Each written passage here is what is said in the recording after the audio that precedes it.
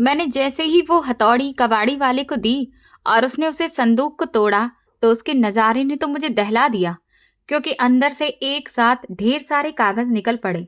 वो प्रॉपर्टी के कागज थे। मुझे थोड़ी खुशी हुई कि कम से कम अब तो मुझे कुछ पैसा मिलेगा, क्योंकि मेरी आधी जिंदगी कंजूस पति की वजह से नर्क जैसी गुजरी थी। लेकिन जैसे ही मैंने उन कागजों को उठाया, तो उसमें मेरे पति के नाम के साथ मेरा नाम नहीं, बल्कि किसी दूसरी औरत का नाम लिखा हुआ था।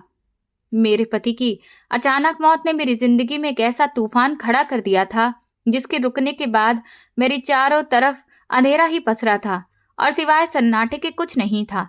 हमारी शादी को कई साल गुजर गए थे, लेकिन इन सालों में मैंने कभी भी खुशी का एक भी दिन, सुकून का एक लम्हा भी नहीं जिया था। जब मैं नई नई इस घर में शादी करके आई थी, तो मेरे दिल में सभी लड़कियों की तरह बहुत सारे अरमान, बहुत सारे सपने थे। मैं हमेशा सोचती थी कि मेरा अपना एक खूबसूरत सा घर होगा, जहाँ पर मेरी सारी इच्छाएं पूरी होंगी और मैं उस घर को अपने मन मुताबिक अपने हाथों से सजाऊंगी।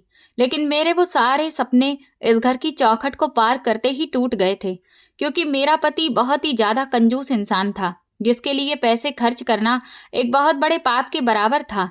मुझे आज भी याद है कि शादी के शुरुआती दिनों में ही उसने मुझे ये साफ कह दिया था कि साधारण तरीके से जीना ही असली जिंदगी होती है और हमें फिजूल खर्च करने से कोसों दूर रहना है। उसके साधारण तरीके से जीने की कीमत मैंने अपनी न जाने कितनी ही इच्छाओं और अरमानों को रौंद कर चुकाई थी। मुझे तो अब ये भी याद नहीं है कि आखिरी बार मैंने कब कोई नए कपड़े, साड़ी या सूट खरीदे थे, या फिर किसी भी पार्टी या प्रोग्राम में जाने के लिए अपनी पसंद की कोई चीज खरीद पाई थी। वो हमेशा मुझे मंगल बाजार लेकर जाता था और वहां से पहले से इस्तेमाल किए हुए कपड़े खरीद लाता था, और मैं चुपचाप वो कपड़े पहनकर अपनी किस्मत पर अफसोस करती रहती थी। उन कपड़ों के रंग अक्सर या तो उड़े हुए होते थे, या फिर उनकी सिलाई बहुत ही कमजोर होती थी, और कई बार तो वे अंदर से फटे हुए भी निकलते थे। मेरी सैंडल या चप्पल जब भी टूट जाती या घिस जाती, तो वो उन्हें बार बार ठीक करवाकर वापस मुझे पहनने को देता था। घर की हालत भी इन सब चीजों से कुछ अलग नहीं थी। दीवारों का रंग बिल्कुल फीका पड़ चुका था और फर्नीचर भी पुराना और टूटा हुआ था। जगह जगह से दीमक ने सब कुछ खोखला कर दिया था, लेकिन उसे कभी भी इन सब चीजों की कोई फिक्र नहीं रही। घर में खाने पीने और महंगी चीजों पर बहुत सख्त पाबंदी थी। हर महीने का राशन वो खुद ही बाजार से जाकर बहुत तोल मोल करके खरीद कर लाता था। कई बार महीने के अंत में मुझे रोटी के लाले पड़ने की नौबत आ जाती थी। वो एक एक पैसा गिन गिन कर खर्च करता था, और अगर मुझसे कभी कोई छोटी सी गलती हो जाती या कोई चीज बर्बाद हो जाती, तो वो कई कई दिन तक मुझ पर गुस्सा उतारता रहता था और मुझे ताने देता था। अगर मैं कभी बीमार पड़ जाती, तो मुझे किसी अच्छे डॉक्टर के पास ले जाने की जगह वो घर के ही देसी नुस्खों से इलाज करने पर मुझे मजबूर करता था, ताकि दवाइयों पर एक भी रुपया खर्च ना हो। मेरी जिंदगी बिल्कुल एक कैदी की तरह बन गई थी, जिसका काम सिर्फ चुपचाप घर के कामकाज करना और अपने पति की कंजूसी पर मुंह बंद रखना था। फिर उसके अचानक इस दुनिया से चले जाने के बाद मेरे दिल में दुख तो था, लेकिन इससे ज्यादा मुझे अपने कमजोर भविष्य की चिंता सता रही थी। घर में खाने को कुछ भी नहीं बचा था, और मेरे पास इतने पैसे भी नहीं थे कि मैं आगे के दिन सुकून से गुजार सकूं। रिश्तेदार भी शुरुआती दिनों में रहे और फिर वे भी अपने अपने घर लौट गए। मैं उस पुराने से घर में बिल्कुल अकेली रह गई थी। उस घर के कमरे में एक बहुत पुराना और भारी लोहे का बक्सा रखा था, जिसे वो कभी किसी को हाथ भी नहीं लगाने देता था। उस पर हमेशा एक बड़ा सा और पुराना जंग लगा ताला लगा रहता था।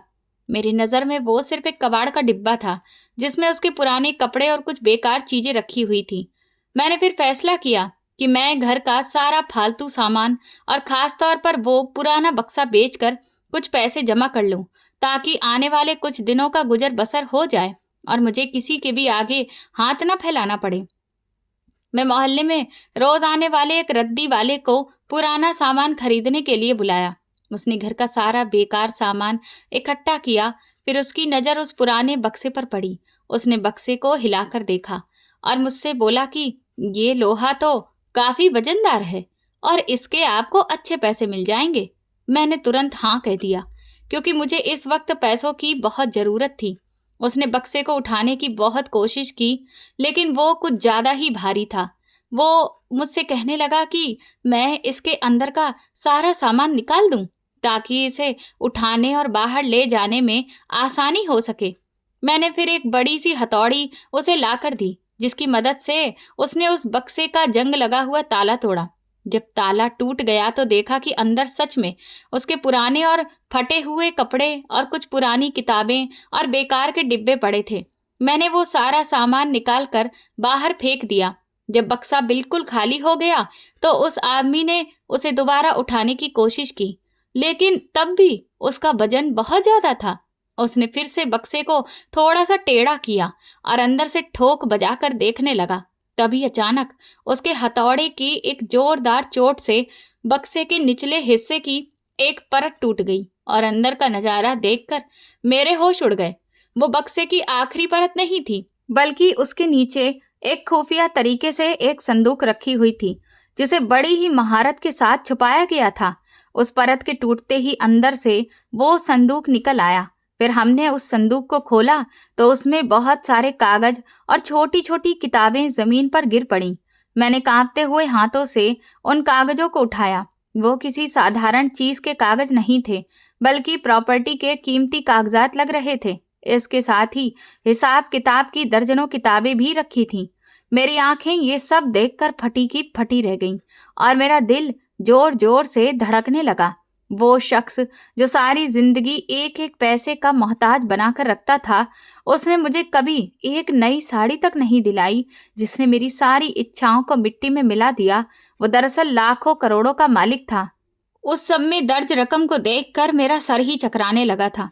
शहर के सबसे महंगे एरियाज की जमीन और मकान उसके नाम पर थे, और खातों में इतनी रकम मौजूद थी कि मैं 7 जन्म तक बैठकर खाती तो भी खत्म नहीं होती। मैं बड़े ही ध्यान से फर्श पर बैठी उन सारे कागजों को देख रही थी और मेरी आंखों से अपने आप ही आंसू बहने लगे। ये आंसू खुशी के नहीं थे, बल्कि दुख और तकलीफ के थे, जो मैंने उस इंसान की कंजूसी की वजह से अपनी हद तक की जिंदगी में बर्दाश्त की थी। मुझे ऐसा लग रहा था जैसे किसी ने मेरी सारी जवानी और मेरी पूरी जिंदगी मुझसे छीन ली हो। मैं सोच रही थी कि काश उसने अपनी इतनी दौलत का एक छोटा सा हिस्सा भी मुझ पर खर्च कर दिया होता तो मेरी जिंदगी कितनी अलग और सुकून भरी होती। लेकिन मेरी हैरानी और सदमा उस वक्त एक गंभीर झटके में और भयानक हकीकत में बदल गया था, जब मैं उन कागजों को और ज्यादा ध्यान से पढ़ा और उनमें आधी से ज्यादा प्रॉपर्टी और बहुत बड़ी रकम किसी और के नाम पर दर्ज की गई थी। वहां पर एक औरत का नाम लिखा हुआ था। वो नाम मेरे लिए बिल्कुल अनजान और नया था। धीरे धीरे मेरे हाथ पैर ठंडे पड़ने लगे और कांपने लगे।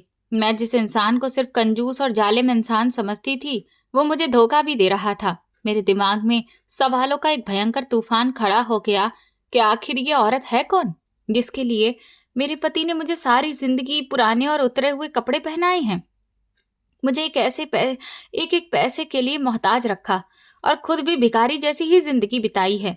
क्या वो उसकी दूसरी पत्नी है, या फिर उसका कोई और रिश्ता था जिसके लिए उसने मेरी सारी जिंदगी बर्बाद कर दी। इन कागजों पर उस अनजान औरत का नाम देखकर मेरे आंसू और तेज बहने लगे और जलन की आग मेरे अंदर भड़क उठी। मेरे दिल दिमाग पर सिर्फ और सिर्फ बदले और सच्चाई को जानने का एक जुनून सवार हो चुका था। मैंने तुरंत कबाड़ी वाले को कुछ पैसे देकर वहां से चलता किया, क्योंकि मैं नहीं चाहती थी कि मेरे घर की ये हिला देने वाली हकीकत किसी तीसरे इंसान तक पहुंचे। उसके जाने के बाद मैंने कमरे का दरवाजा अंदर से मजबूती से बंद कर लिया और एक बार फिर उस टूटे हुए संदूक के पास ठंडे फर्श पर बैठ गई। मैं बुरी तरह से कांप रही थी और मेरी सांस उखड़ रही थी।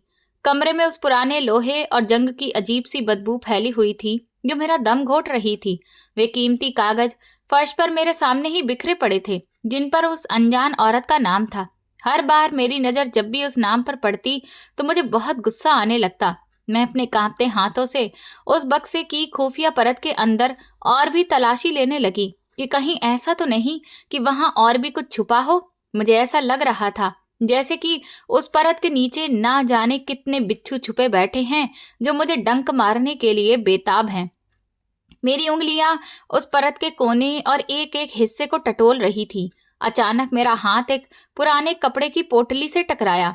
वो भी एक बहुत ही पुराना और खस्ता हाल कपड़ा था, जिसे किसी मोटे और दानेदार धागे से बहुत सावधानी और मजबूती से बांधा गया था।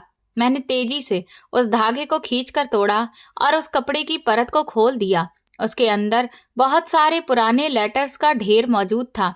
वे लेटर्स इतने ज्यादा पुराने और खस्ता हाल हो चुके थे कि उनके किनारे छूते ही टूट कर गिर रहे थे, और उनके कागजों का रंग भी गुजरे वक्त की सच्चाई बयां कर रहा था, क्योंकि वे बिल्कुल पीले पड़ चुके थे। मैंने एक अजीब सी बेचैनी और घबराहट के साथ उन चिट्ठियों की एक एक परत को खोलना शुरू किया। हर चिट्ठी के ऊपर भेजने वाले की जगह पर उसी अनजान औरत का नाम लिखा हुआ था, जिसका नाम उन प्रॉपर्टी के कागजों पर दर्ज था। उन लेटर्स को पढ़ते हुए मेरी आंखों के सामने मेरे पति की वो सारी हरकतें और उसकी खामोश जिंदगी की एक एक चीज किसी कहानी की तरह चलने लगी, जिससे मैं सारी उम्र पूरी तरह बेखबर रही थी। उन चिट्ठियों की लिखावट बहुत ही कमजोर और कांपते हुए हाथों की लगती थी, जो बिखरे शब्दों के साथ लिखी गई थी। कई जगह पर तो स्याही भी ऐसे फैली गई थी जैसे कि लिखने वाले के आंसू भी उन कागजों पर लिखते वक्त गिरे हों, जिस वजह से शब्द काफी धुंधले हो गए थे।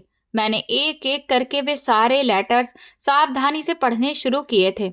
उनमें लिखी हुई हर एक बात मेरे वजूद पर एक नए जख्म की तरह लग रही थी, और मेरा दिल खून के आंसू रो रहा था।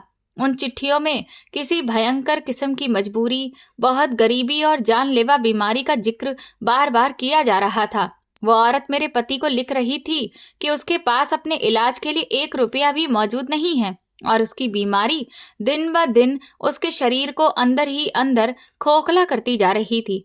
वो बड़ी ही बेबसी से रिक्वेस्ट करती थी कि उसे कुछ पैसे भेज दिए जाएं, ताकि वो कम से कम 2 वक्त की रोटी से अपना पेट भर सके और अपने दर्द को कम करने के लिए कुछ दवाइयां भी खरीद सके।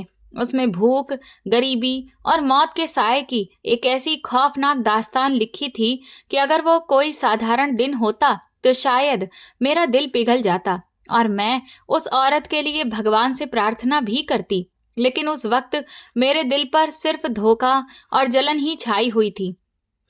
मुझे ये बात किसी भी हाल में समझ नहीं आ रही थी कि वो औरत आखिर है कौन, जो इतने अधिकार और इतनी हक जताने वाली बनकर मेरे पति से पैसों के बारे में क्यों कह रही थी, और मेरा वो पति जो मेरे लिए 1 रुपया तक खर्च करने को कभी तैयार नहीं होता था, वो अपनी पूरी जिंदगी की जमा पूंजी और अपनी प्रॉपर्टी का इतना बड़ा हिस्सा चुपचाप उस औरत पर लुटा रहा था। मैं अपने अतीत के उन सभी सालों के बारे में सोचने लगी जब मैं घर में कभी कभी एक एक रोटी को तरस जाती थी, जब मैं अपने उन्हीं पुराने कपड़ों को बार बार सिलसिलाकर पहनने के लिए मजबूर होती थी, जब मुझे अपने मेकअप या किसी और चीज के लिए तरसना पड़ता था। इस समय में मेरा पति इस अनजान औरत की सारी जरूरतें और उसकी फरमाइशें पूरी कर रहा था।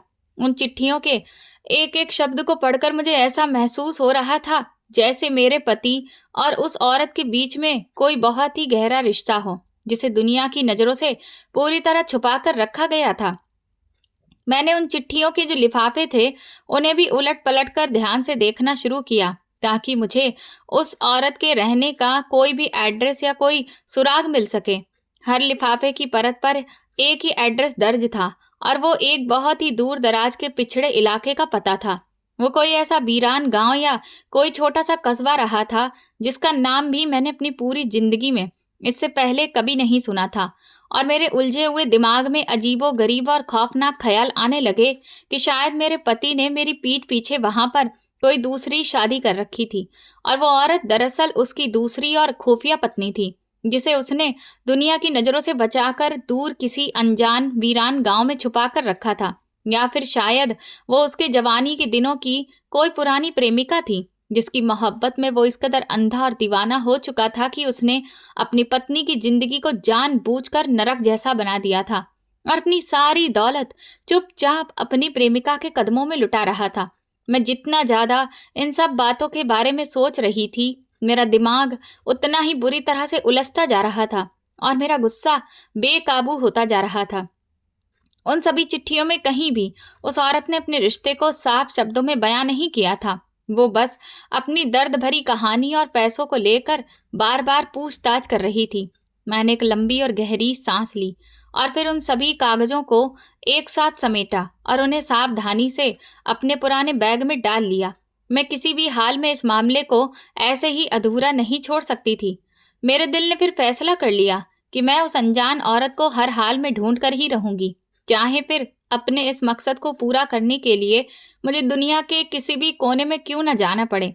मैं सामने से जाकर उससे मिलूंगी और उससे पूछूंगी कि आखिर उसके अंदर ऐसी क्या खास बात थी जिसकी खातिर मेरे पति ने मेरी सारी वफादारी, मेरी इतनी सेवा भावना और मेरे सारे बलिदानों को मिट्टी में मिला दिया था। मैंने उसी वक्त फैसला किया और फिर अपने कुछ जरूरी कपड़े एक छोटे से बैग में रखे और घर के कोने में रखे हुए गुल्लक से मैंने कुछ पैसे जो उसमें जमा किए गए थे निकाल लिए, जिन्हें मैंने अपने बुरे वक्त के लिए छुपा कर रखा था, और फिर उस दूर दराज के गांव के कठिन रास्ते पर निकलने की तैयारी शुरू कर दी। मेरा दिल सिर्फ और सिर्फ बदले की आग से धड़क रहा था और मेरी आंखों में अब नींद और सुकून का कोई भी निशान तक बाकी नहीं बचा था। मैं बस जल्दी से जल्दी उस एड्रेस पर पहुंचना चाहती थी और उस अनजान औरत का चेहरा अपनी आंखों से देखना चाहती थी जिसने मेरी जिंदगी की सारी खुशियां, मेरा सुकून और मेरा अधिकार मुझसे छीन लिया था। रास्ते की सारी मुश्किलें, कच्ची सड़क की धूल और शारीरिक थकावट के बावजूद मेरे कदम एक पल के लिए भी कहीं नहीं रुके थे। सफर के उस मुश्किल और थका देने वाले मोड़ के दौरान मैं खिड़की से बाहर तेजी से गुजरते हुए नज़ारों को देखती रही, लेकिन मेरे दिमाग में सिर्फ एक ही नज़ारा घूम रहा था। मैं लगातार यही सोच रही थी कि मैं जल्दी जल्दी वहां पहुंचकर उसके सामने खड़ी होकर उसकी आंखों में आंखें डालकर उससे चिल्ला चिल्ला कर ये पूछूंगी कि उसने मेरा बसा बसाया घर क्यों बर्बाद किया। उसने मेरे पति पर आखिर ऐसा क्या जादू किया था। उस औरत के दिए हुए एड्रेस पर पहुंचने के लिए जब मैं अपने घर से निकली तो उसके बाद मुझे कई सारी सवारियां बदलनी पड़ी और कई अनजान कच्चे पक्के रास्तों की धूल फाँकनी पड़ी, लेकिन मेरी आंखों में ना तो नींद थी और ना ही कोई थकावट थी। मेरे दिमाग में बस एक ही ख्याल घूम रहा था कि मैं जल्दी से उस औरत को अपने सामने देख लूं जिसने मेरी जिंदगी की सारी खुशियां और सुकून मुझसे छीन लिया था। मैं पूरे रास्ते बार बार अपने दिमाग में यही कल्पना करती रही कि जिस अनजान औरत के नाम मेरे पति ने अपनी आधी से ज्यादा प्रॉपर्टी और इतनी बड़ी दौलत जमा कर रखी है, वो जरूर किसी बहुत ही बड़े और शानदार महल जैसे घर में रह रही होगी। ये सोचते ही मुझे अपना ख्याल आया, एक मैं जिसे मेरे पति ने ऐसे पुराने कबाड़ खाने जैसे घर में रखा। फिर मैं सोचने लगी कि उसके कपड़े भी बहुत ही महंगे होंगे, मेरी तरह मंगल बाजार से खरीदे हुए पुराने और उतरन के कपड़े नहीं। उसके गले और हाथों में जरूर सोने या हीरे के जेवर भी चमक रहे होंगे और वो तो ऐशो आराम की बेहतरीन जिंदगी गुजार रही होगी, जबकि मैं न जाने कितने साल से एक छोटा सा गहना भी देखने को तरस गई थी और उन उतरन वाले कपड़ों में अपनी सारी जवानी और अरमानों को मैंने दबा दिया था। मैं दिल ही दिल में ये ठान चुकी थी कि मैं उसके घर में दाखिल होते ही उसको सारा घमंड मिट्टी में मिला दूंगी और उसे अपना छीना हुआ एक एक अधिकार वापस लूंगी। फिर कई घंटों के लगातार लंबे और थका देने वाले कठिन सफर के बाद आखिरकार मेरी सवारी उस दूर दराज के पिछड़े इलाके में पहुंची जिसका नाम उन पुराने लेटर्स पर दर्ज था। वहां पहुंचकर मुझे बहुत ही हैरत का गहरा झटका लगा, क्योंकि वो कोई भी विकसित या शहर जैसा इलाका नहीं लग रहा था, बल्कि बेहद खस्ता हाल, टूटा फूटा और वीरान सा गांव था, जहां पर सड़कें तक कच्ची थीं और जिनकी धूल जोर जोर से उड़ रही थी। चारों तरफ जो लोग थे उनसे गरीबी और पिछड़ेपन की तस्वीर साफ झलक रही थी। मैंने एक बार फिर एड्रेस पर लिखा हुआ पता पढ़ा और फिर उसे वहां पर रहने वाले कुछ लोगों से पूछा तो उन्होंने मुझे एक बहुत ही पतली और अंधेरी गली का रास्ता दिखाया। मेरे दिल में अजीब सी उलझन और बेचैनी पैदा होने लगी। इतनी दौलत लूटने वाली औरत आखिर इतने गरीब और बदबूदार इलाके में क्यों रहती होगी। मैं उस पतली सी गली में चलते हुए आखिरकार उस मुकाम पर पहुंची जो कि मुझे बताया गया था, लेकिन वहां पहुंचकर मैंने देखा कि वो कोई भी शानदार मकान की बजाय एक बहुत खस्ता हाल कच्चा और लगभग गिरने के करीब मिट्टी का घर बना था, जिसकी बाहर की दीवारें भी जगह जगह से चटक गई थीं और उसका पुराना लकड़ी का दरवाजा था जिसमें दीमक लग चुकी थी, जिस वजह से वो काफी खोखला और टूटा हुआ था। मुझे लगा कि शायद मुझसे जगह ढूंढने में कोई बहुत बड़ी गलती हो गई है, लेकिन दरवाजे पर मौजूद लकड़ी की तख्ती पर वही खास नाम लिखा हुआ था जो कि उस संदूक में मिलने वाले कागजों पर दर्ज था। मेरा दिल जोर जोर से धड़कने लगा और मैंने कांपते हाथों से उस टूटे हुए दरवाजे को धक्का दिया, जो एक अजीब सी चरमराने की आवाज के साथ अंदर की तरफ खुल गया। घर के अंदर का नजारा देखकर मेरी हैरानी और गुस्से की जगह भयंकर सदमा और बेचैनी आ गई। वहां अंदर कोई खूबसूरत आंगन या फिर कोई भी सजा सवरा सामान नहीं दिख रहा था, बल्कि हर तरफ मौत जैसा सन्नाटा पसरा था।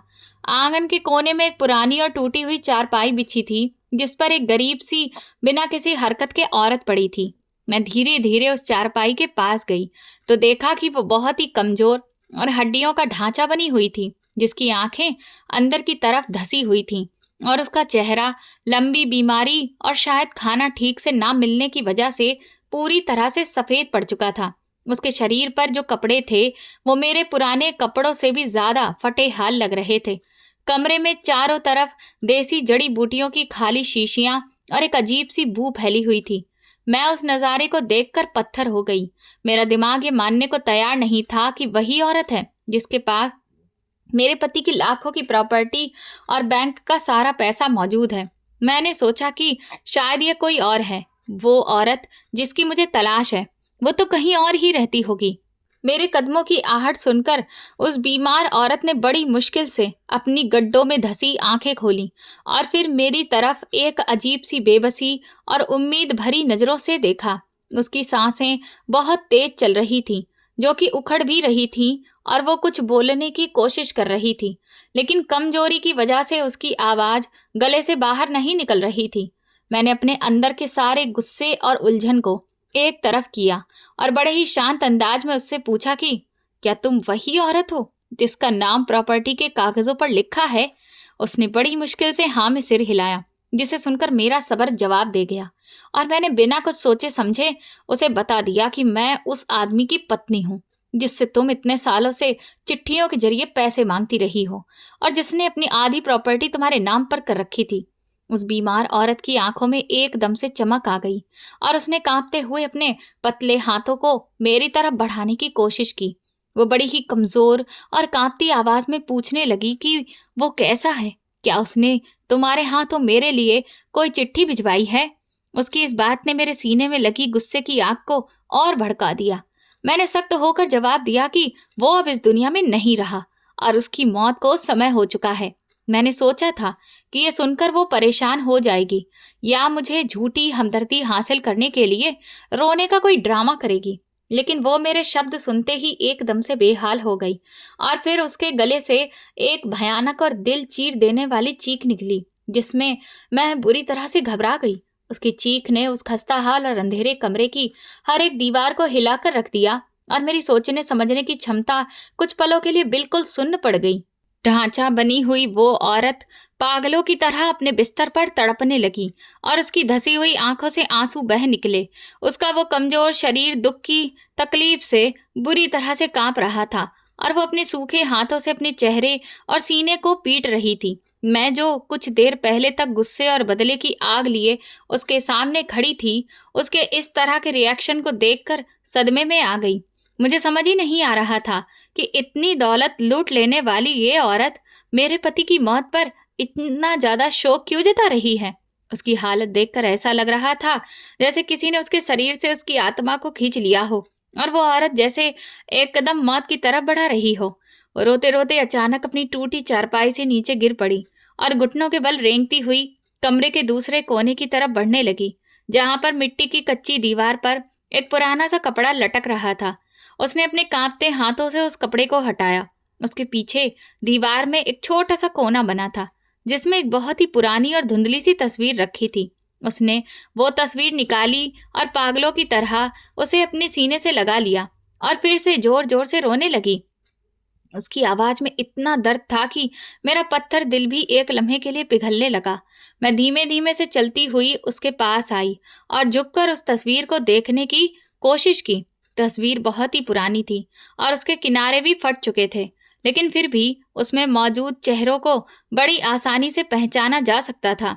उस तस्वीर में दो छोटे बच्चे मौजूद थे, एक लड़का और एक लड़की, जिनकी शक्ल एक दूसरे से काफी मिलती थी कि वे बिल्कुल एक जैसे ही लग रहे थे। लड़के का चेहरा मेरे पति के बचपन का चेहरा था, जिसे मैं उनकी पुरानी यादों तस्वीरों में कई बार देख चुकी थी।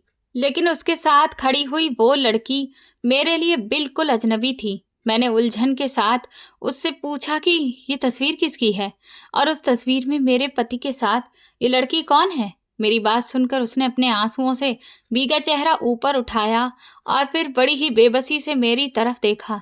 उसकी आंखों में एक ऐसी दर्द भरी दास्तान छुपी थी जिसे बयां करने के लिए शायद दुनिया के सभी शब्द भी कम पड़ जाते। उसने हिचकी लेते हुए टूटी आवाज में बताया कि वो कोई गैर औरत या ऐसे वैसे रिश्ते की औरत नहीं है, बल्कि वो उस इंसान की सगी जुड़वा बहन है जिसकी मौत की खबर मैं अभी उसे सुना चुकी हूँ।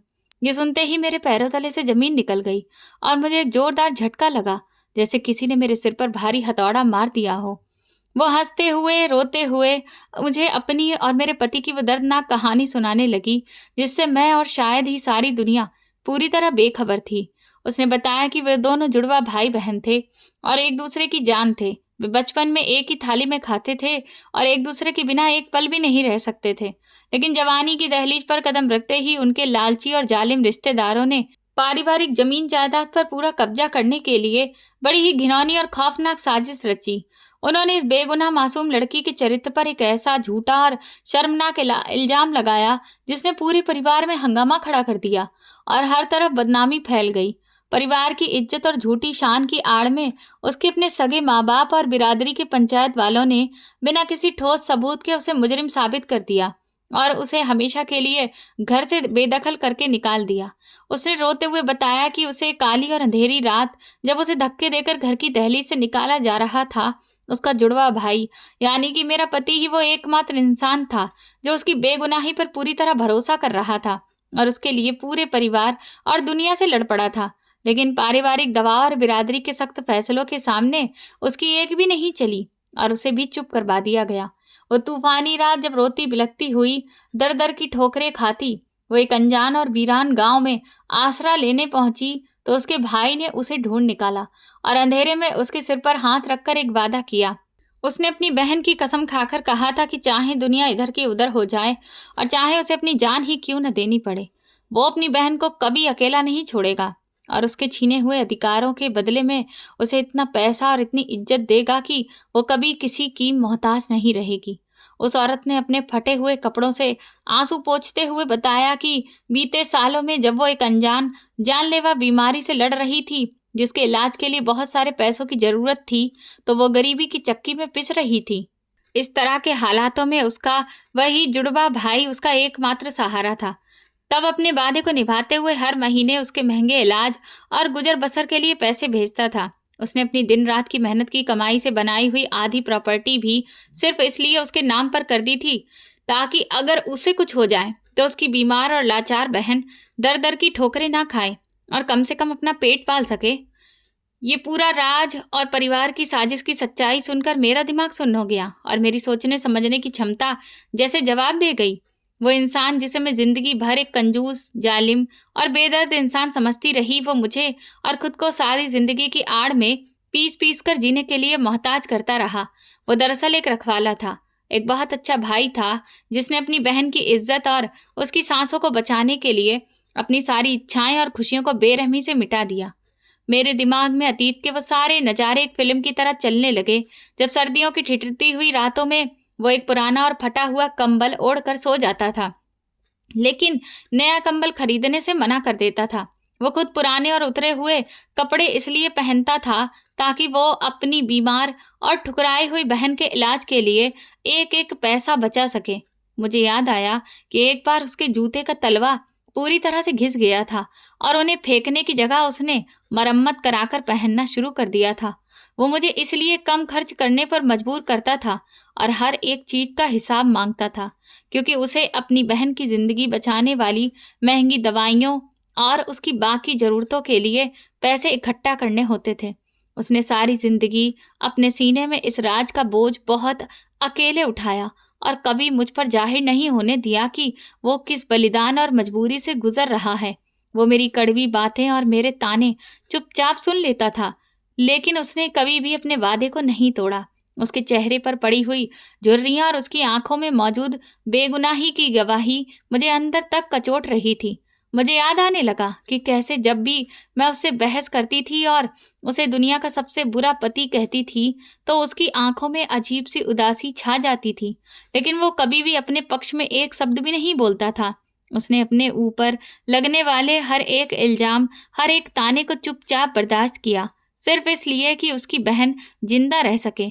मैं सोचने लगी कि कितना महान इंसान था वो, जिसने अपने खून के रिश्ते की लाज रखने के लिए अपनी जिंदगी को ही नरक बना लिया और दुनिया की नज़रों में खुद को गलत साबित कर दिया।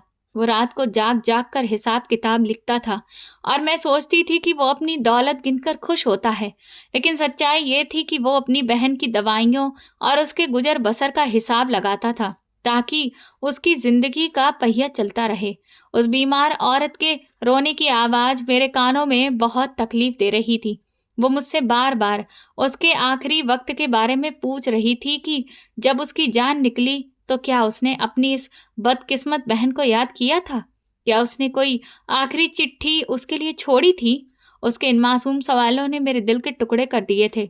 मेरे पास उसके किसी भी सवाल का कोई जवाब नहीं था, क्योंकि आखिरी वक्त में भी वो इंसान अस्पताल के बिस्तर पर खामोशी से पड़ा रहा और उसने अपने इलाज पर पैसे खर्च करने से साफ मना कर दिया था, ताकि वो पैसे बचाकर अपनी बहन तक पहुंचा सके।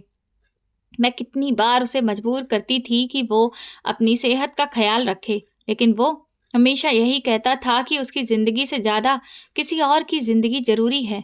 और आज मुझे इस बात का असली मतलब समझ आ रहा था। मैं उस मिट्टी के कमरे की दीवारों के साथ टेक लगाकर फर्श पर बैठ गई और मैंने अपने दोनों हाथ से अपना सिर पकड़ लिया। मेरी सारी दुनिया एक ही पल में उलट पलट गई थी। वो सारे कागज, वो प्रॉपर्टी, वो हिसाब किताब जो कुछ देर पहले तक मुझे एक धोखा और फरेब लग रहा था, अब मुझे बलिदान और निस्वार्थ प्यार की एक दास्तान लग रही थी। मैं बेसुध सी उस औरत को देख रही थी जो अपने भाई के दुख में निडाल थी, और मेरा अपना वजूद शर्मिंदगी और पछतावे के बोझ तले दबता जा रहा था। मुझे कुछ भी समझ नहीं आ रहा था कि अब मैं उस औरत के सामने क्या कहूँ और इस सच्चाई को जानने के बाद अपने पापों का प्रायश्चित कैसे करूं? उस मिट्टी के अंधेरे कमरे में फैली खामोशी को सिर्फ उस बीमार औरत की सिसकियां और मेरे दिल के दर्द की आवाज तोड़ रही थी। मेरे पैरों से ऐसा लग रहा था जैसे जान ही निकल गई हो। मेरी आंखों से लगातार आंसू बह रहे थे। मैंने अपना सिर उस बीमार औरत के कदमों में रख दिया। वो औरत जो कुछ देर पहले तक मुझे अपनी सबसे बड़ी दुश्मन और मेरी जिंदगी की बर्बादी का कारण लग रही थी, अब मुझे दुनिया की सबसे मजबूर इंसान महसूस हो रही थी। मैंने रोते हुए उसके कांपते और सूखे हुए हाथों को अपने हाथों में पकड़ लिया और उन्हें अपनी आंखों से लगा लिया। मेरी जुबान पर माफी के सिवा कोई शब्द नहीं था। मैं उससे अपने उन सभी पापों और बद्दुआओं के लिए माफी मांग रही थी जो मैंने उसके और अपने पति के लिए पिछले कई सालों में दिल ही दिल में की थी। वो एक महान भाई की लाचार बहन थी जिसे दुनिया के बेरहम तानों ने तोड़ दिया था, और मैं ऐसे ही महान इंसान की नासमझ पत्नी थी जिसने कभी भी अपने पति के खामोश बलिदानों को समझने की कोशिश नहीं की। उस औरत ने अपने कांपते हाथों से मेरा सिर उठाया और मुझे खींचकर अपने कमजोर सीने से लगा लिया। उसके सीने से लगते ही मुझे ऐसा लगा जैसे मैंने अपने पति को ही गले लगा लिया हो। उसके रोने की आवाज में मेरे पति की वो सारी खामोश आहें छिपी थीं जो वो रातों को जागकर अपनी बहन के दुख में भरता था। हम दोनों औरतें अंधेरे कमरे में एक दूसरे को गले लगाकर उस महान इंसान के लिए दुख मना रही थीं, जो हम दोनों का एकमात्र सहारा था और जो हमें रोता हुआ छोड़कर इस दुनिया से चला गया। मेरे दिल में भारी जलन और गुस्से का वो लावा पूरी तरह पिघल गया और उसकी जगह एक गहरा पछतावा आ गया, जो शायद मेरी आखिरी सांस तक मेरे साथ रहने वाला था। मैं सोच रही थी कि मैं कितनी स्वार्थी और छोटी सोच वाली औरत थी, जो सिर्फ नए कपड़े, अच्छे खाने और दुनिया की सारी आराम की चीजों के लिए अपने पति को कोसती रही और उसे बुरा भला कहती रही, जबकि वो इंसान अपनी इच्छाओं को पीछे रखकर एक बहुत बड़ी और कठिन लड़ाई लड़ रहा था। उसने दुनिया की नज़रों में खुद को गिरा लिया था ताकि उसकी बहन समाज की बेरहम नज़रों और भूख से सुरक्षित रह सके। उसकी कंजूसी दरअसल कंजूसी नहीं थी, बल्कि वो सबसे अच्छा भाई था जिसने अपनी खुशियों को कुर्बान कर इस रिश्ते को निभाया। मैंने उसी वक्त एक पक्का फैसला किया कि मैं उस महान इंसान की इस कीमती अमानत को अकेला और बीमारी के हालात में इस वीरान गांव में बिल्कुल भी नहीं छोड़ूंगी। मैंने अपने आंसू पोंछे और अपनी बीमार नंद को धीरे से उठाया और उसकी आंखों में आंखें डालकर वादा किया कि जिस तरह उसके भाई ने कठिन रास्ते पर चलकर उसे कभी अकेला नहीं छोड़ा, मैं भी उसकी आखिरी सांस तक उसका साथ नहीं छोड़ूंगी। मैं उसे इस बदबूदार और खस्ता हाल जगह से हमेशा के लिए निकाल कर उसे उस घर में लेकर जाऊंगी जो उसके भाई ने दरअसल उसके लिए ही बनवाया था। मैंने उसी वक्त मोहल्ले के कुछ लोगों की मदद से एक आरामदायक सवारी का इंतजाम किया और गाड़ी में सावधानी के साथ अपनी नंद को लेकर शहर की तरफ वापसी का सफर शुरू कर दिया। वापसी का ये सफर उस सफर से बिल्कुल अलग था जो मैंने कुछ घंटे पहले तय किया था। जाते हुए मेरे दिल में गुस्सा, बदला और नफरत की आग भड़क रही थी और मैं किसी का घर उजाड़ने के इरादे से निकली थी। लेकिन अब वापसी के रास्ते पर मेरे दिल में सिर्फ पछतावा, प्यार और जीने का एक नया मकसद था। मैं रास्ते भर अपनी कमजोर नंद का हाथ थामे बैठी रही और उसके चेहरे की उन गहरी झुर्रियों को देखती रही जिनमें मुझे अपने पति का मासूम अक्स नजर आ रहा था। मैं दिल ही दिल में अपने पति की आत्मा से कह रही थी कि तुमने अपना वादा पूरी ईमानदारी से निभा दिया। अब तुम्हारी ये अमानत की सुरक्षा मेरी जिम्मेदारी है। मैं तुम्हारी बहन को वो सारी खुशियां, वो पूरा आराम और सुकून दूंगी जिसके लिए तुमने अपनी सारी जिंदगी इतनी मुश्किल और कठिन हालातों में गुजारी। जब हम कई घंटों के सफर के बाद वापस अपने घर पहुंचे तो मैंने अपने पति के बिस्तर पर आराम से नंद को लिटाया और उसके लिए वे सारी महंगी दवाइयां और खुराक मंगवाई जिनकी उसे लंबे समय से जरूरत थी। घर के वे पुराने दरवाजे और दीवारें जो मुझे हमेशा कैद खाने की तरह लगते थे, आज मुझे बहुत ही सुकून देने वाला घर महसूस हो रहे थे। मैं अपनी बीमार नंद को तसल्ली देकर कमरे में सुलाकर बाहर आई तो देखा कि वो पुराना और भारी लोहे का बक्सा अभी भी उसी हालत में फर्श पर पड़ा था जिसके उस गुप्त खाने को मैंने गुस्से में हथौड़ा मारकर तोड़ा था। मैं धीरे धीरे उस बक्से के पास आई और घुटनों के बल बैठ गई। वो बक्सा मेरे लिए कोई साधारण लोहे का डिब्बा या कबाड़ का टुकड़ा नहीं था, बल्कि वो मेरे पति की बेपनाह मोहब्बत, उनके अनोखे बलिदान और उनकी लाजवाब शख्सियत की एक खामोश निशानी था जिसने सालों तक एक बहुत बड़े और तकलीफ भरे राज को अपने सीने में छुपा कर रखा था। मैंने कांपते हाथों से उस संदूक की ठंडी सतह को छुआ और उस पर अपना माथा टेक दिया। मेरी आंखों से एक बार फिर से आंसू बहने लगे, लेकिन इस बार ये आंसू गुस्से या जलन के नहीं थे, बल्कि पछतावे और गर्व के थे। मुझे अपने पति पर बहुत गर्व हो रहा था कि मैं इतने अच्छे इंसान की पत्नी थी जिसने दुनिया की परवाह किए बिना अपने खून के रिश्ते को निभाया। फिर मैंने उन सारे कागजों को समेटकर वापस उसी संदूक में रख दिया क्योंकि मुझे अब इस सब से ना तो उलझन थी और ना ही नफरत। मैं जान गई थी कि दौलत और ये सब कुछ उस इंसान के सालों की वो मेहनत थी जो उसने अपनी मजबूर और ठुकराई हुई बहन के लिए जमा की थी।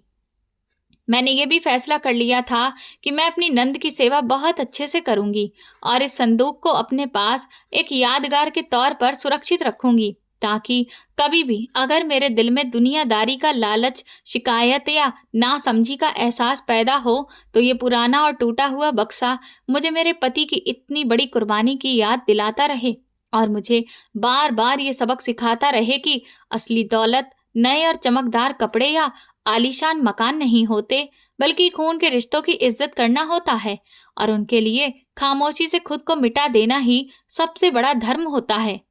उसी दिन के बाद मेरा सबसे पहला कदम अपनी नंद के इलाज के लिए पैसों को जोड़ना था और इसीलिए मैंने शहर के सबसे अच्छे वकील का पता किया और उनके पास पहुंची और उन्हें पूरी सिचुएशन साफ तौर पर बताई।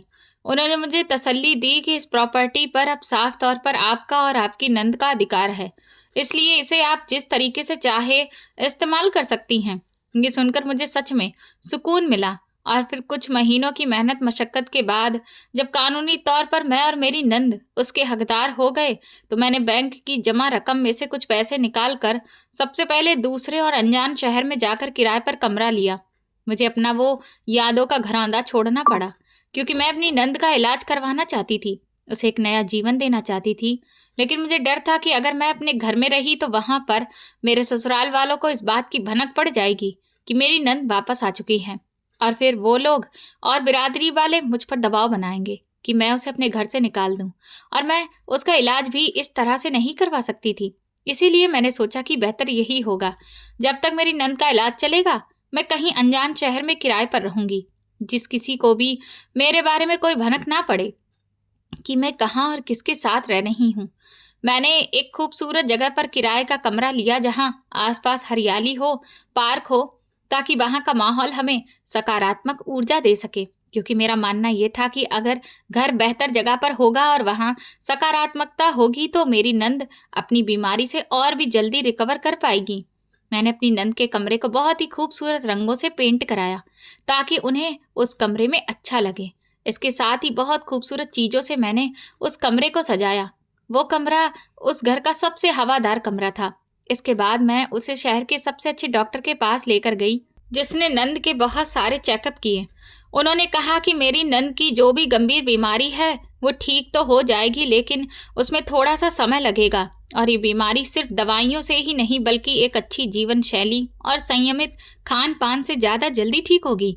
मैंने डॉक्टर की हर एक राय का अच्छे से पालन किया और ना सिर्फ नंद को समय पर दवा देने का ख्याल रखा बल्कि उनके खाने पीने से लेकर हर एक हेल्दी लाइफस्टाइल को भी पूरा ध्यान रखा। रोज सुबह जल्दी उठकर मैं और मेरी नंद बाहर ताजी हवा में एक्सरसाइज करने और टहलने के लिए जाते थे। इससे ना सिर्फ उनका स्वास्थ्य बेहतर हो रहा था बल्कि हमारा रिश्ता भी एक नई ताजगी से भर गया था, क्योंकि हम ज़्यादा से ज़्यादा वक्त एक दूसरे के साथ बिता रहे थे और हमारा रिश्ता और भी ज़्यादा मजबूत और गहरा होता जा रहा था। और फिर आखिरकार कई महीनों की कड़ी मेहनत के बाद वो दिन आया जब डॉक्टर ने नंद का चेकअप किया और रिपोर्ट में ये खुशखबरी हमें सुनाई कि मेरी नंद अब 80% तक अपनी बीमारी से रिकवर कर चुकी हैं। उस दिन मेरी नंद मुझे गले लगाकर फूट फूट कर रोने लगी और बोली कि भाभी, आप मेरे लिए फरिश्ते से कम नहीं हैं, क्योंकि आपने मुझे मौत के मुंह से वापस ला दिया है। जो काम मेरे भाई के इस दुनिया से अचानक चले जाने से अधूरा रह गया था, वो जिम्मेदारी आपने बखूबी निभाई है। आपने सच में मेरे भाई के प्रेम और उनके बलिदान का सच्चा मान रखा है। उसकी ये बात सुनकर मैं भी रोने लगी और मुझे दिल ही दिल में कहीं न कहीं एहसास हुआ कि मैंने जो अतीत में गलतियां की थीं, उनका कुछ तो पश्चाताप मैं कर पाई। इसके बाद हमने फैसला किया कि हम अब उस शहर में वापस लौटकर कभी नहीं जाएंगे, क्योंकि वहां पर लौटने का मतलब ये था कि एक बार फिर से परिवार और बिरादरी वालों के दबाव में आना। और मैं अब अपनी नंद को किसी भी हाल में अकेला नहीं छोड़ना चाहती थी और ना ही मैं अब दूसरी शादी करना चाहती थी। हालांकि मैं नंद को ये सुझाव दिया कि मैं उसकी शादी करवा देती हूँ, पर उसने साफ इनकार कर दिया। वो कहने लगी कि वो अब अपने लिए और मेरे लिए जीना चाहती है और अपने दम पर कुछ करना चाहती है। इसी वजह से हमने एक छोटा सा बिजनेस स्टार्ट किया जो कि आज बहुत अच्छा चल रहा है और हम एक खुशहाल और हेल्दी जीवन भी जी रहे हैं। दोस्तों, मैंने अपने जीवन की इस घटना से यही सीखा है कि हमें कभी भी किसी इंसान के बाहरी व्यवहार से उसका आकलन नहीं करना चाहिए, क्योंकि कई बार उसके व्यवहार के पीछे मजबूरियां और त्याग भी छुपा होता है जिन्हें हम समझ नहीं पाते। और रिश्तों के प्रति हमारा प्यार दिखावा या पैसे से नहीं बल्कि हमारी जिम्मेदारी और बलिदान से साबित होता है।